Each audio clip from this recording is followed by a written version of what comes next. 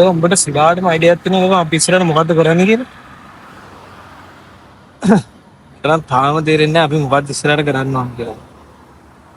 කොහේ ඉන්නවා කොහේ ජීවත් වෙනවා අනුන්ගේ දේවල් වෙනුවෙන් අපි මහන්සි වෙනවා. මොකද්ද මේකේ තේරුම? අපිටම කියලා දේවල් නැද්ද?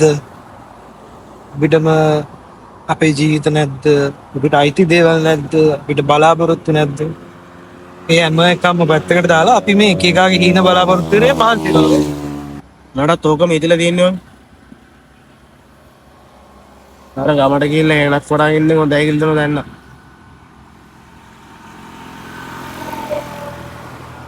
මේ විදින්නේ කරුණ ආගියත් කරුණ අපි ගෙවන්න ඕන. උඹ හිතපන් උඹ ගමට ගියා කියලා. උඹ ගමට ගියත් බං උඹ ගිහින් කරන්නේ උඹ ආසදේ නෙවෙයිනේ. ඒ කියන්නේ උඹ මොකක් හරි ජීවත් වෙන්න ඕන හින්දා උඹ කරන්නේ. මම කියන්නේ එහෙම නැතුව අපේ තියෙන දේවල් පාවිච්චි කරලා උඹට අයිති දේවල් පාවිච්චි කරලා මේක ඇතුලේ මොකක් හරි ගේමක් ගන්න try කරා.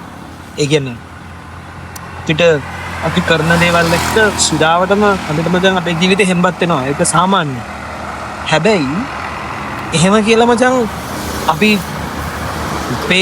දවස ගෙවන විදිහට අපි මේ දවසේ හැප්පෙන දේවල් අතහැරලා දාලා අයිති නැති වෙනම දෙයක් කරන එකත් මම හිතන්නේ අපිට සෙට් වෙයි කියලා. ඒ කියන්නේ එතනින් එහාටත් අර ඔබ සහ මම දකින්න සාර්ථකත්වයේ ඒකෙන් ගන්න පුළුවන් වේද කියලා මට හිතෙන්නේ නැහැ. ඒක පුළුවන් වේද කියලා. ඒක මටත් ප්‍රශ්නයක්. හැබැයි කොහොම වුණත් මේක ඇතුලේ ගේමක් ගහන්න. එහෙම නැති වුණොත් එහෙම අපි පරාදයි. හැබැයි මේ ගේම ගහන්න ඕනේ අපිට අයිති නැති දේවල් කරලා නෙවෙයි. අපිටම අයිති වෙච්ච දේවල් කරලා. වා කියන දේ ඇත්තයි. ඒ ඇත්තට බලපුවම මිනිස්සු කරන්නේ Tamanටම අයිති දෙයක් කියලා මම වෙලාවට හිතනවා. කියන්නේ සමහර දෙයකට බැඳිලා ඉන්නවා වගේ දෙයක්. මේ මිනිස්සුන්ට අයිතිම දේ කරනවාද කියලා මට හිතෙනවා.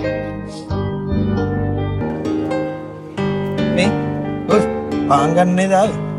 මරේ අපේ යන පාන් ගන්න. මගලක්